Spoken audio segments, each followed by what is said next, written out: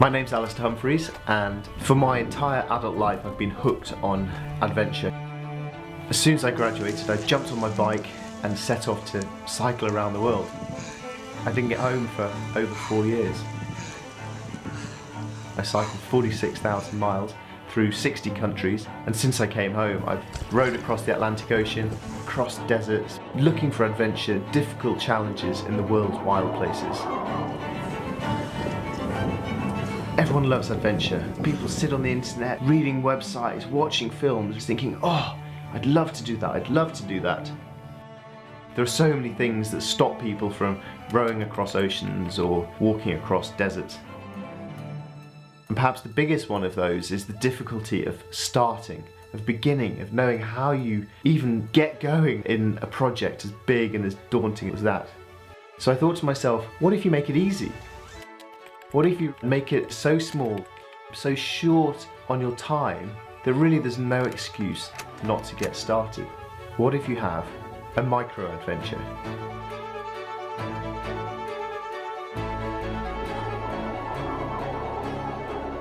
Adventure is about making the very most of life, because life is short and we don't want to get old and look back and regret all the things that we didn't do. Adventure is more of an attitude than anything else. And if that's true, then surely you can find adventure anywhere. And so to try and prove this point, my friend Rob and I set out to try and do the most boring, mundane adventure we could think of. We loaded on our rucksacks and set off to walk a lap of the M25 motorway. The M25 is the motorway that encircles London. It's a 120-mile traffic jam passing through boring, non-adventurous sounding commuter towns. If you can have an adventure here, you can have an adventure anywhere. Walking around the M25 was my first micro-adventure. I loved it, and right then I decided to commit to a year in my country, boring, tiny, small little Britain, seeking out adventure close to home, and try and show that you don't need to go to the Yukon or Mongolia to have an adventure. If someone said they were going to cycle across an archipelago of islands in Alaska or the South Pacific, I'd think, wow, that's the kind of adventure that I love. So why not do it close to home? Take the same philosophy of big adventures and just apply it locally. So my friend Joe and I, we set out to cycle the length of the Shetland Isles archipelago, cycling across the land. Then when we reached the water between the islands, we'd inflate pack rafts, paddle across the sea. Not only was this one of the most beautiful places I'd been to in Britain, it was one of the most beautiful camp spots I'd been in the world. Britain is a wild and beautiful country, just like everywhere else. You just have to go and seek it out.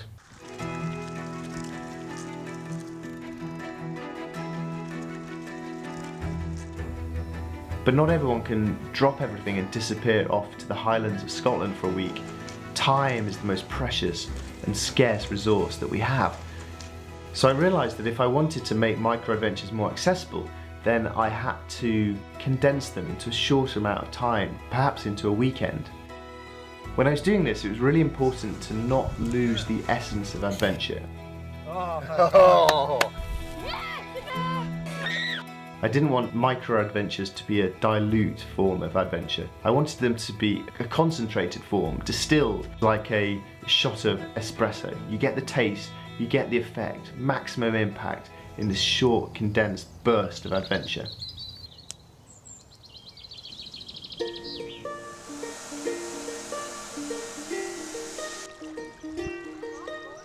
These micro-adventures I was doing now didn't require complicated planning or lots of logistical faffing around.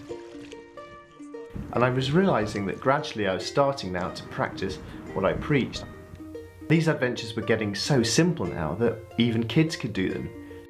And that was brilliant, because if an adventure was simple enough for a child to do, then really there was no excuse for adults not to be getting out there and doing something fantastic as well.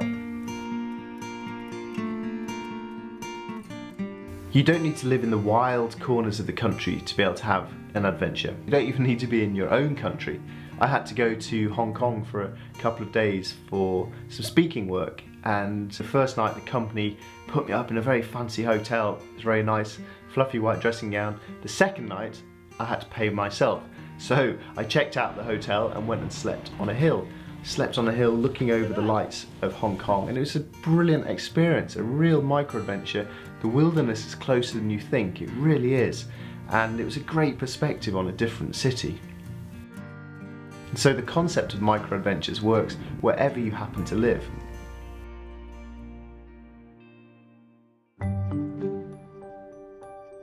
Most of us are defined by the 9-to-5 life, and so I decided to try and flip that round. Instead of being constrained by your 9-to-5, why not flip that in your head and look at the 5-to-9? When you leave work at 5 o'clock-ish until 9 o'clock the next morning, that's 16 hours of freedom to do whatever you want. Instead of heading back home and flopping down in front of the TV, why not try this? Get a bunch of friends, head out of town, and go climb a hill.